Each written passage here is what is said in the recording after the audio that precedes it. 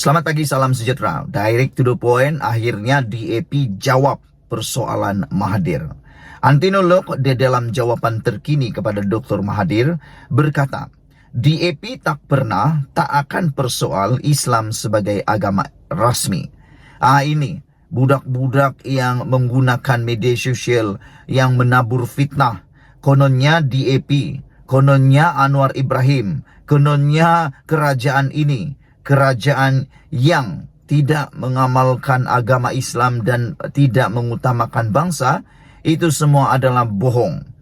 Anwar Ibrahim berkata itu semua pembohongan semata-mata. Saudara-saudara sekalian, apabila kenyataan Tun Mahathir yang paling mengejutkan kita, apabila Tun Mahathir kata di dalam tulisan terkini dia, yang paling saya terkejut ialah bagaimana seorang negarawan seperti Tun Mahathir boleh-boleh menulis. Sebab itu Anwar terpaksa turut manifesto DAP, khusus menjadi tanah Melayu negara pelbagai kaum, dan kata Mahathir, agama Islam, agama rasmi Islam diganti dengan negara sekuler, negara yang tidak ada agama rasmi. 22 tahun Mahathir jadi Perdana Menteri, perkara ini dia tak sedarkah?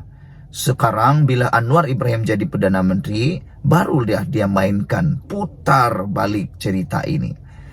Namun demikian, dengan tangkas dan bergaya, Lok menjawab, DAP tak pernah dan tak akan persoal Islam sebagai agama rasmi.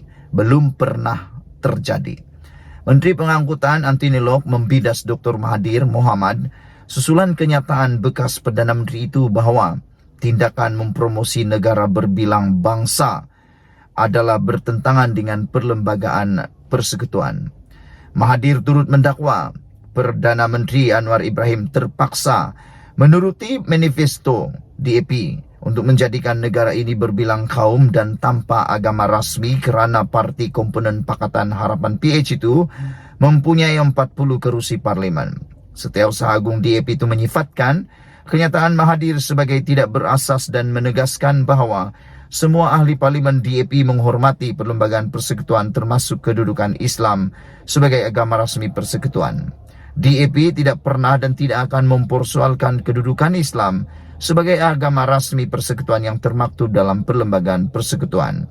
Saya berasa amat kecewa dengan dakwaan Tun Mahathir kononnya DAP akan mengugut Perdana Menteri.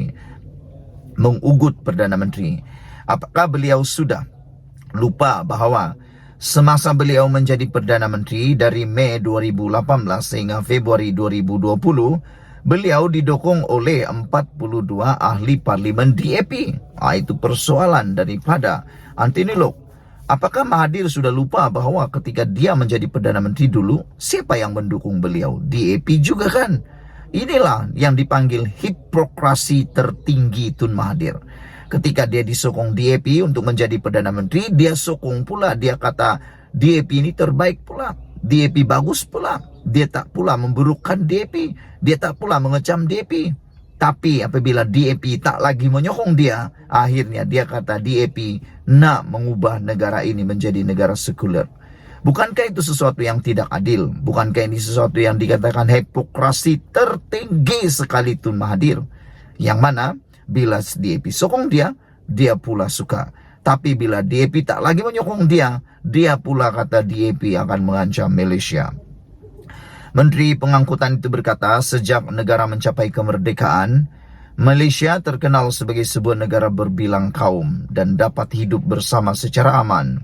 Dia turut mengungkit visi Mahathir untuk melahirkan bangsa Malaysia melalui Wawasan 2020.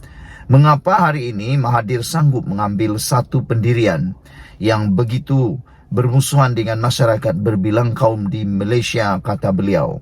DAP tidak akan bermusuhan dengan mana-mana kaum.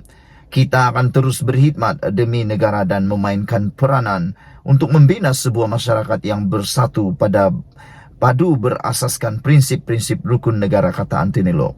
Sementara itu, ahli parlimen Muar Syed Saddiq Syed Abdul Rahman turut mengulas kenyataan Mahathir dengan mengingatkannya bahawa kemerdekaan Malaysia dicapai melalui perpaduan rakyat pelbagai kaum dan agama.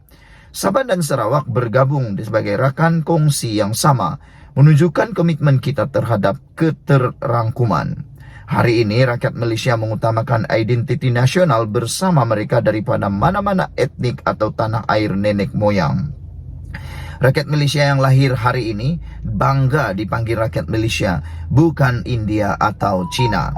Kesetiaan kami terletak pada Malaysia, bukti kekuatan kami dalam perpaduan, kata Syed Saddiq lagi.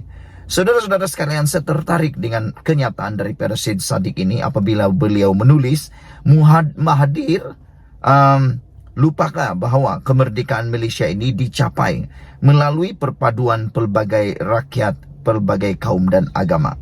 Kemerdekaan Malaysia ini, pembentukan Malaysia bukan hanya dibentuk oleh satu-satu kaum, tetapi sama-sama diperjuangkan oleh bangsa-bangsa yang lain juga. Termasuklah, jangan dilupa, daripada Borneo, Sabah dan Sarawak. Seperti yang dikatakan oleh Syed Saddiq Syed Abdul Rahman, rakyat Malaysia hari ini bangga dipanggil rakyat Malaysia, bukan India, bukan juga China. Kesetiaan kami terletak pada Malaysia, bukan di tempat yang lain. Inilah bukti kekuatan kami dalam perpaduan. Kita negara majmuk, jangan dilupa oleh Tun Mahathir. Persoalannya adalah, adakah Tun Mahathir sudah lupa bahawa Tun Mahathir pernah didukung oleh 42 kerusi parlimen DAP semasa menjadi Perdana Menteri? Adakah DAP pernah menarik sokongan daripada beliau atau menggugat kedudukannya? Tidak pernah. DAP tidak pernah menarik sokongan terhadap Mahathir Mohamad. Bahkan 42 ahli parlimen DAP inilah yang tetap menyokong Mahathir menjadi Perdana Menteri. Namun yang meninggalkan Mahathir siapa? Partinya sendiri, yaitu Parti Bersatu juga, yang telah memecat beliau. Parti yang Mahathir kata sekarang ini dia sudah mula berkawan semula. Kawan yang beliau kata sekarang ini dia mau bekerja sama semula. Siapa lagi kalau bukan Azmin Ali dan Muhyiddin Yassin? Di mana salah DAP? Tak tahulah. Saya pun tak tahu di mana salah DAP. Itulah yang saya kata awal tadi. Ini ialah hipokrasi tertinggi Tun Mahathir.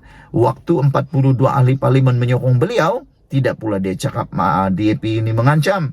Tapi waktu DAP sudah jadi kerajaan dan Mahathir sudah ditolak rakyat, dia pula kata DAP mengancam negara Malaysia.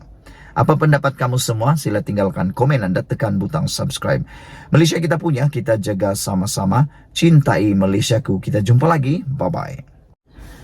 Selamat pagi, salam sejahtera. Kita bertemu lagi kali ini.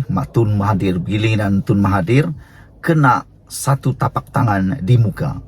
Apabila Tun Mahathir menuduh DAP sebagai satu ancaman, DAP satu ancaman kepada orang Melayu dan orang Islam, akhirnya kepimpinan DAP tampil menemplak, memberikan jawapan yang pastinya membuatkan Tun Mahathir sendiri geleng kepala dan mungkin akan tak nyenyak tidur. Tapi sebelum itu, saudara-saudara sekalian, saya ingin membacakan kepada Anda. Sebenarnya di dalam DAP ada satu perkara yang ramai tak tahu. Kalau sudah tahu sekarang, tolong sebarkan perkara ini. Apabila Tun Mahathir berkata DAP boleh menjadi ancaman kepada orang Islam dan orang Melayu, sebenarnya dalam DAP ada satu deklarasi yang kita tak pernah tahu. Dasar ini telah pun termaktub dalam satu dokumen penting DAP, yaitu Deklarasi Shah Alam pada tahun 2012 dengan kandungan seperti berikut. Saya bacakan kepada Anda supaya Anda boleh share kepada ramai orang yang saya pun tak pernah tahu, baru pun tahu pagi ini. Deklarasi ini dipanggil Deklarasi Shah Alam. Deklarasi ini menyebut DAP mempertahankan sistem demokrasi berparlimen dan raja berperlembagaan dengan Seri Paduka Baginda yang di-Pertuan Agong sebagai ketua negara. DAP komited untuk menjunjung perlembagaan persekutuan sebagai undang-undang yang paling agung negara dan meluhurkannya dalam semangat Merdeka 1957 dan Perjanjian Malaysia 1963. Itu nombor 1. Nombor 2. Memelihara kedudukan memelihara kedudukan istimewa orang Melayu dan bumi putera serta hak-hak kaum-kaum lain seperti yang termaktub dalam artikel 153 Perlembagaan Persekutuan. Nomor 3 di dalam deklarasi Shah Alam ini ialah memastikan kedudukan Islam sebagai agama persekutuan serta kebebasan untuk mengamalkan agama-agama lain dengan aman dan damai seperti yang termaktub dalam artikel 3 dan 11 Perlembagaan Persekutuan. Keempat, memartabatkan bahasa Melayu sebagai bahasa kebangsaan seperti yang termaktub dalam artikel 152 Perlembagaan Persekutuan serta menggalakkan penggunaan dan pengajian bahasa-bahasa ibunda lain untuk membentuk atau membentukkan masyarakat yang cemerlang dan berbilang bangsa dan bahasa.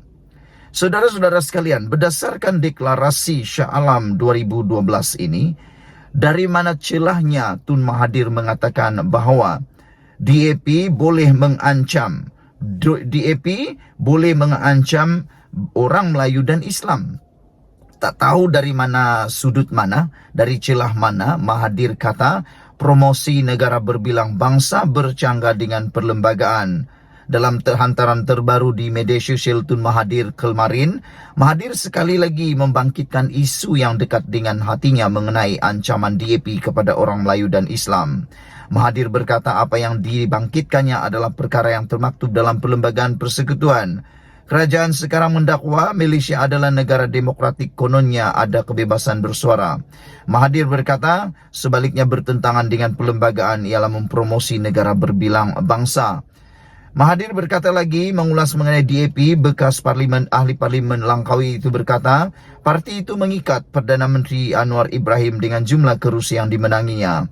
Ya, DAP cuma ada 4 menteri, tapi dalam kerajaan terdapat 40 ahli parlimen DAP. Jika DAP tarik diri, kerajaan akan jatuh, kata Mahathir.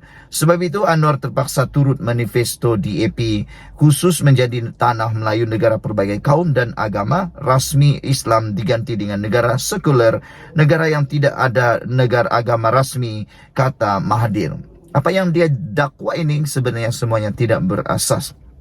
Kerana Tun tidak sedar ke bahawa dalam DAP ini ada deklarasi Shah Alam yang mana mereka menjunjung, parti ini menjunjung semua perkara tentang Raja-Raja Melayu, tentang perlembagaan, tentang hak kedudukan istimewa orang Melayu, tentang agama Islam sebagai agama persekutuan dan ingin memartabatkan bahasa Melayu. Jadi saya tak tahu dari sudut mana, dari celah mana Tun Mahathir menuduh DAP sebagai ancaman. Cuma satu perkara yang mungkin boleh kita kaitkan, Mahathir sudah kehabisan modal untuk mau menarik sokongan daripada penyokong-penyokong, khususnya orang Melayu dan Islam. Mahathir sedar tiada perkara lain yang boleh memenangkan beliau selain daripada menggunakan isu paling sensasi dan sensitif. Namun demikian, saya sedar apabila saya melihat dan mengkaji keadaan geopolitik semasa Malaysia, apa yang Tun Mahathir utarakan ini mula disedari rakyat Malaysia, dan rakyat Malaysia sekarang sudah tidak berapa melayan lagi tentang isu seperti ini. Rakyat Malaysia sekarang sudah bijak berfikir dan bukan lagi seperti orang maci-maci, paci-paci dulu-dulu yang telan terus, makan terus. Orang-orang sekarang sudah bijak pandai, ditambah lagi dengan media sosial yang sudah mudah diakses, maklumat dan data yang mudah diakses, bukan macam dulu. Kalau macam dulu kita hanya dengar dalam kempen. Sekarang ini tak perlu datang kempen secara sebuka pun, kita dah tahu apa isi kempennya dan kita dah tahu apa isu yang akan dimainkan. Belum sempat Mahathir kata apa-apa, dia dah kalah teruk. Jumpa lagi, bye-bye. Selamat pagi, salam sejahtera. Terima kasih karena bersama dengan saya di Nazilin Unity Channel. Hari ini kita digemparkan dengan satu pendedahan daripada seorang ahli parlimen yang mengatakan dan mengecam PAS sudah ketandusan idea. Sebelum kita teruskan isu kali ini, jangan lupa share video ini kepada semua orang, terutamanya pada PRN ini. Jangan sampai sudah terlambat baru anda terengada, jangan sampai sudah terlambat baru anda menyesal. Pagi ini kita digemparkan dengan satu pendedahan daripada seorang ahli parlimen yang pada pendapat saya ada asasnya. Apabila beliau mengatakan bahawa serangan pada DAP menunjukkan PAS tandus idea. Sebenarnya dalam pilihan raya tidak perlu menyerang parti-parti tertentu. Yang perlu diserang ialah tentang kemajuan. Yang perlu dilakukan ialah menunjukkan prestasi kerja yang baik. Yang perlu dilakukan ialah menunjukkan mereka bekerja dengan lebih baik, membuat kemajuan, bukannya menyerang parti-parti tertentu, terutamanya parti DAP. Saya bukan penyokong DAP, saya pun bukan ahli DAP. Tetapi seringkali saya mendengar orang kata, balik-balik salah DAP, asik-asik salah DAP, rosak jalan salah DAP, rosak pipe salah DAP, apalagi ya, macam-macam lah salah DAP. Walhal kadang-kadang DAP tidak tahu pun perkara tu, tapi memang alik-balik salah DAP. Apa pendapat anda semua? Saya merujuk kepada laporan berita disiarkan semalam bertajuk PAS desak DAP dihukum kerana mainkan sentimen 3R, yang memetik kenyataan Ketua Penerangan PAS Khairil Nizam Khairuddin.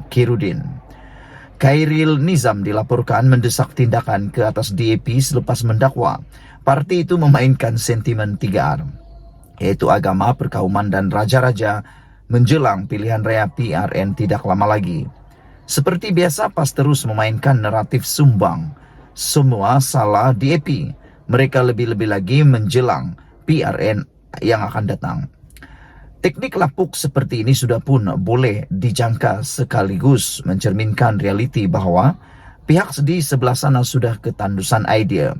Untuk makluman Khairil Nizam, dasar perjuangan DAP jelas mendukung sistem demokrasi berparlimen dan raja berperlembagaan.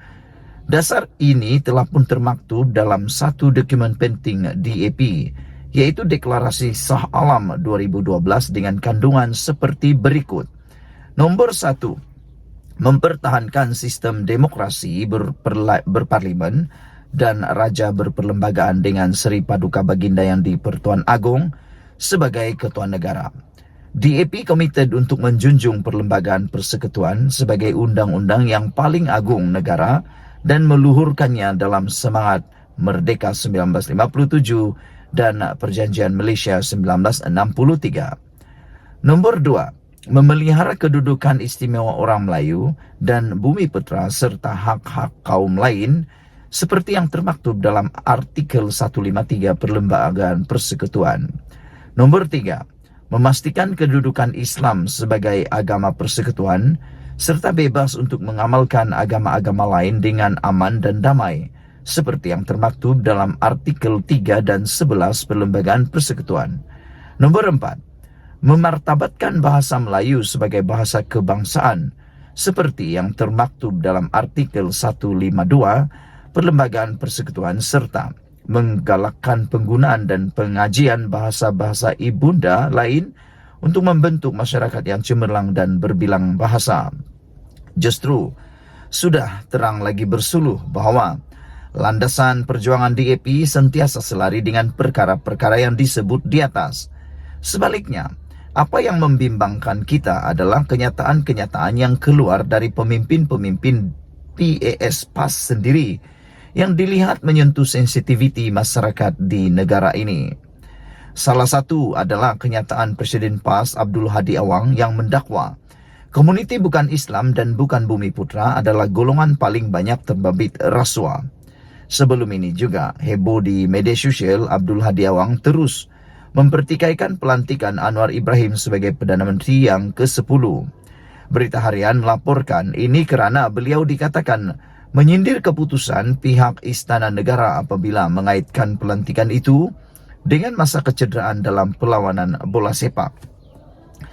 Menggunakan analogi perlawanan bola sepak, Timbalan Pengerusi Perikatan Nasional itu berkata, cara pelantikan Anwar umpama memberikan masa tambahan bagi membolehkan Pakatan Harapan mengumpul lebih banyak ahli parlimen bagi menyokongnya. Saya berharap isu-isu yang menyentuh sensitiviti masyarakat terutama membabitkan sentimen 3R tidak lagi dijadikan modal politik menjelang pilihan raya oleh mana-mana pihak sekalipun. Perlu saya ingatkan bahawa sejarah manusia kita ini telah disulami dengan warna-warni kepelbagaian budaya, etnik, dan agama yang tidak terkira banyaknya. Kepelbagaian inilah yang membawa kepada kekayaan dan keindahan dunia kita. Walau bagaimanapun di sebalik kemajuan yang kita capai sebagai masyarakat global, ketaksuban agama terus membayangi kesedaran kolektif kita. Justru itu adalah penting untuk menyadari kepentingan melindungi kepelbagaian ini dan menghapuskan ketaksuban agama ke arah memupuk persefahaman, keamanan, dan keharmonian dalam individu serta masyarakat. Pergerakan ekstremis lazimnya menunjukkan kecenderungan untuk membelakangi hak asasi manusia dan kebebasan dengan mengenakan dogma tegar dan kepercayaan tidak bertoleransi. Pergerakan ini menyekat kebebasan bersuara, beragama, dan hati nurani. Mereka memudaratkan prinsip demokrasi, kesaksamaan, dan keadilan, memupuk persekitaran penuh ketakutan dan penindasan, bertindak eksploitasikan perpecahan dan mengapi-apikan kebencian. Golongan ekstremis memperdalam dan jurang sosial, membawa kepada peningkatan diskriminasi, prasangka, dan peminggiran. Penghakisan perpaduan sosial ini melemahkan ikatan yang menyatukan komuniti, membantu kemajuan, dan menghalang usaha kolaboratif untuk menangani cabaran bersama. Dalam kes yang ekstrim, ia juga membawa kepada pecahan fabrik sosial dan kemunculan golongan masyarakat. Sehubungan itu, saya mengajak rakyat tanpa mengira kaum, agama, dan kedudukan geografi untuk bersama menghalang pergerakan ekstremis ini, seterusnya memupuk persefahaman, keamanan, dan keharmonian antara satu sama lain demi Malaysia yang lebih baik untuk generasi yang akan datang.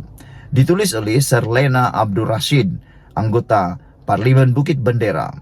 Sekian dulu untuk kali ini. Jangan lupa tinggalkan komen anda, tekan butang subscribe, share video ini sebelum semuanya sudah terlambat dan sebelum keputusan PRN telah diumumkan.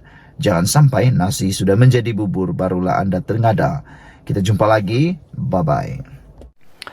Selamat malam, salam sejahtera. Terima kasih kerana bersama dengan saya di Nazilin Unity Channel. Saudara-saudara sekalian, ini satu rancangan, ini satu cadangan yang patut kamu share kepada semua orang yang ada di Malaysia.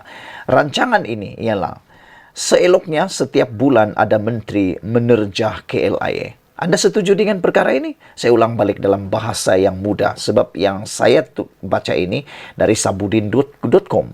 Beliau mencadangkan mulai sekarang seeloknya setiap bulan ada menteri menerjah KLIA. Saya mau tambah sedikit.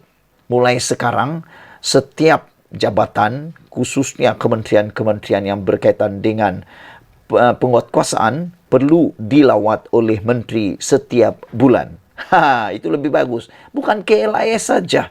Bukan KLIA saja yang perlu diterjah, diserbu oleh menteri.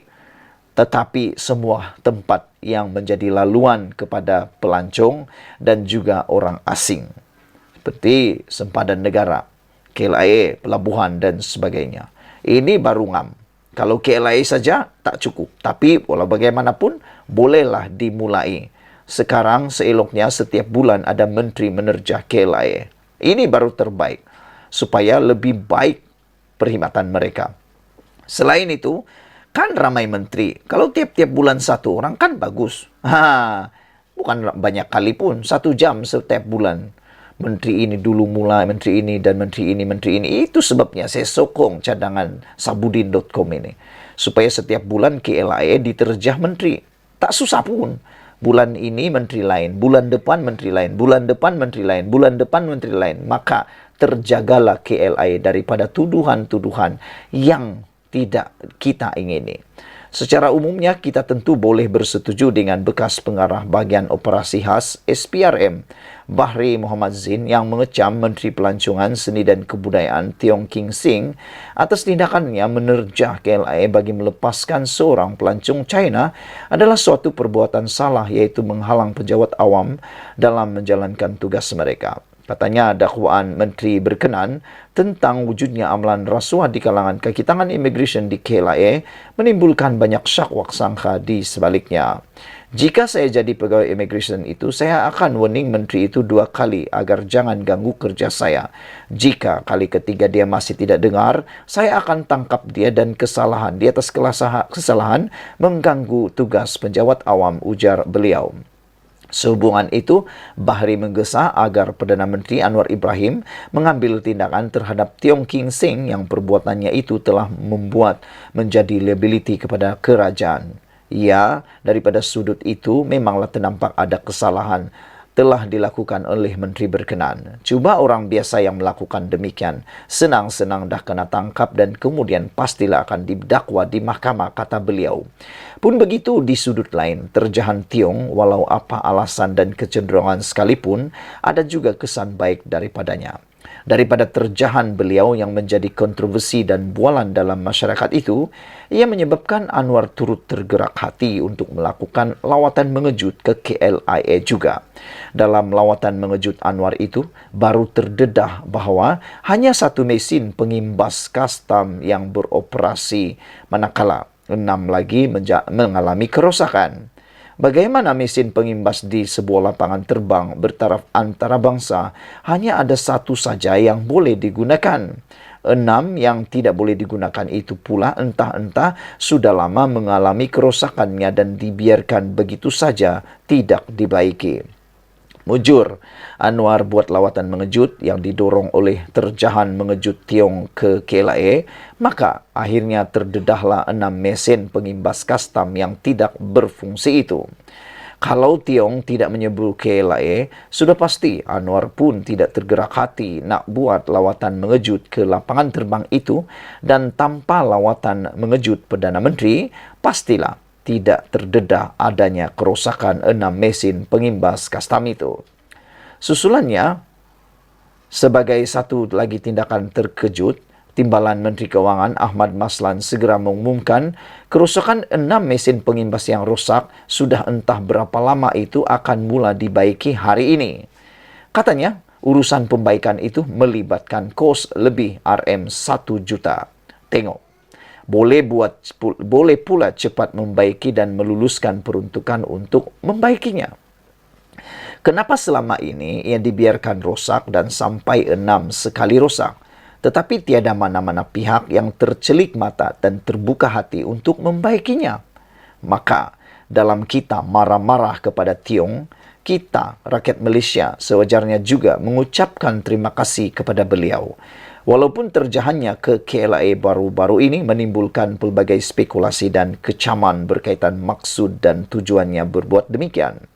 Oleh kerana KLIA sebuah kompleks yang besar dan macam-macam jabatan serta agensi kerajaan beroperasi di situ, ditambah pelbagai perniagaan turut berjalan 24 jam tanpa henti, sudah pasti bersamanya juga timbul 1001 macam masalah pada setiap hari. Jika dengan terjahan Tiong telah menyebabkan kerosakan 6 daripada 7 mesin pengimbas kastam terdedah dan kemudian dapat segera dibaiki, artinya untuk memastikan KLIA benar-benar sempurna segala kemudahannya sepanjang masa agar sesuai dengan kedudukannya bertaraf dunia, elok rasanya kalau tiap-tiap menteri melakukan terjahan yang sama pada setiap bulan atau 2 minggu sekali ke lapangan terbang tersebut. Jika itu dapat dilakukan, bukan sahaja tiada lagi mesin yang rosak dan semua kemudahan jadi sempurna, bahkan orang-orang yang rosak barangkali juga tidak akan kelihatan lagi di KLIA. Lagi pula, bersesuaian dengan kenyataan Menteri Pengangkutan Anthony Locke bahawa setiap menteri memang diberikan pas khas untuk memasuki mana-mana ruang di KLIA pada bila-bila masa, walaupun tidak menaiki mana-mana penerbangan.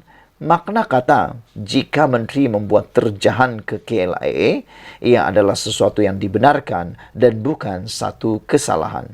Cuma, untuk melakukan terjahan itu, janganlah menteri-menteri guna alasan yang sama, yaitu untuk melepaskan pelancong dari China juga. Ditulis oleh sabudinhusin.com. Sekian dulu untuk kali ini. Jangan lupa tinggalkan komen Anda. Tekan butang subscribe. Malaysia kita punya, kita jaga sama-sama. Cintai Malaysiaku. Kita jumpa lagi. Bye-bye. Selamat petang, salam sejahtera. Terima kasih karena bersama dengan saya di Nazilin Unity Channel. Masih lagi bercakap tentang Mahathir Mohamad. Ada netizen kata Mahathir dah mula mengatur langkah. Langkah apa? Langkah menyelamatkan diri. Ini apabila susulan satu laporan berita daripada Malaysia Kini menulis Dr. Mahathir terima kunjungan Azmin ajak Melayu bersatu. Itu sebabnya ada netizen mengatakan, adakah Azmin Ali akan bergabung dengan Mahathir? Soalan pertama. Soalan yang kedua, saya fikir soalan-soalan ini tidaklah salah untuk kita cuba utarakan. Soalan pertama, mereka kata, adakah Azmin Ali akan bergabung dengan Mahathir Mohamad? Kedua, adakah Azmin Ali akan keluar daripada bersatu dan membentuk parti baru bersama Mahathir? Kata mereka dengan pertemuan ini. Dan soalan yang ketiga, apa yang sudah jadi dengan Mahathir sehingga dia sanggup bekerja sama dengan orang yang telah dia kecam selama ini, termasuk Azmin Ali dan juga Muhyiddin Yassin yang beliau anggap sebagai pengkhianat. Azmin Ali yang seperti kita tahu ialah tokoh utama. Azmin Ali pada Februari 2020 merupakan menjadi tokoh utama dalam menggerakkan langkah Sheraton yang memaksa Mahathir meletakkan jawatan sebagai Perdana Menteri serta membuka laluan kepada Presiden Bersatu Muhyiddin Yassin untuk dilantik menjadi Perdana Menteri. Ketika ini, Mahathir mengetuai gerakan proklamasi Melayu yang mendapat sokongan daripada Muhyiddin dan Presiden PAS Abdul Hadi Awang. Mahathir juga menyatakan dia kini menyokong Perikatan Nasional untuk pilihan raya 6 negeri akan datang. Menjadi kemuskilan saya sehingga kini ialah Azmin merupakan tokoh utama dalam menggerakkan langkah Sheraton yang memaksa Mahathir meletakkan jawatan sebagai Perdana Menteri dan membuka laluan kepada Perdana Menteri Muhyiddin Yassin. Jadi, sekarang ini persoalan dia ialah dulu Mahathir marah sangat dengan Azmin dan Muhyiddin. Tapi sekarang ini tiba-tiba pula makan ramai-ramai, makan sama-sama, duduk semeja. Apa cerita? Sehingga begini boleh jadi. Pada pendapat Anda, apa cerita? Apa yang sebenarnya dirancang oleh Muhyiddin, Azmin, dan Mahathir ini? Adakah mereka akan merancang untuk bergabung semula, membentuk pakatan paling besar untuk cuba menjatuhkan Anwar Ibrahim? Selain daripada itu, pada pendapat Anda, kemasukan Mahathir di dalam pakatan ini, adakah akan hanya memberikan impak negatif kepada Perikatan Nasional atau memberikan impak positif kepada Perikatan Nasional? Pada pandangan saya, kehadiran Mahathir dalam Perikatan Nasional sebenarnya tidak lagi memberi impak besar kepada mana-mana parti politik. Mahathir pergi ke mana-mana pada sewaktu ini, semua rakyat pun dah muak dengan beliau. Pindah sini, pindah sana, pindah sini, pindah sana, akhirnya tak tahulah apa rancangan Mahathir selepas ini. Dalam perjumpaan itu, Muhyiddin berkata dia ditemani isteri dan mereka diraih mesra dengan pelbagai juada. Dalam kunjungan itu, Azmin berkata Mahathir menceritakan hasil lawatan kerja baru-baru ini di United Kingdom, Turki dan Bosnia. Tun Mahathir turut memberi pandangan berkaitan dengan situasi politik semasa di tanah air, kata Azmin Ali. Selain itu, isu ekonomi dan kos sara hidup, Tun secara tuntas mengajak umat Melayu untuk bersatu melawan musuh yang mempunyai agenda yang tersirat. Menurut Azmin, jadual Mahathir kini padat dengan pertemuan dan perbincangan berkaitan isu geopolitik, ekonomi dan cabaran global. Saudara-saudara sekalian, ini satu persoalan yang memang patut kita tanya sama-sama, yaitu apa yang mau dirancang oleh Mahathir bersama dengan Muhyiddin dan juga Azmin Ali dalam PRN kali ini. Dalam satu pendedahan baru-baru ini, Mahathir kata mereka telah pun dalam perbincangan meja bulat, Mahathir kata insya Allah akan ada tidak akan ada pertembungan dalam pilihan raya antara meja bulat itu. Tetapi apabila Muhyiddin umum, dia kata Perikatan Nasional akan bertanding di semua kerusi di dalam PRN, bermaksud Mahathir tiba-tiba tersisih, terpinggir, proklamasi Melayu seakan-akan terpinggir dan tidak mempunyai ruang untuk Mahathir bertanding. Dan apabila Muhyiddin mengumumkan semua kerusi ditanding oleh Perikatan Nasional, membawa maksud dan isyarat bahwa akan berlaku pertembungan antara parti yang akan mungkin diwakili oleh atau disokong oleh Mahathir dan juga Perikatan Nasional. Saudara-saudara sekalian, itu pendedahan yang paling menarik pada petang ini. Apa rancangan Muhyiddin? Apa rancangan Azmin Ali bersama Mahathir? Adakah mereka akan bergabung semula? Adakah mereka akan menubuhkan parti baru? Dan tak tahulah. Sekian dulu untuk kali ini. Jangan lupa tinggalkan komen Anda, tekan butang subscribe. Kita jumpa lagi. Bye-bye.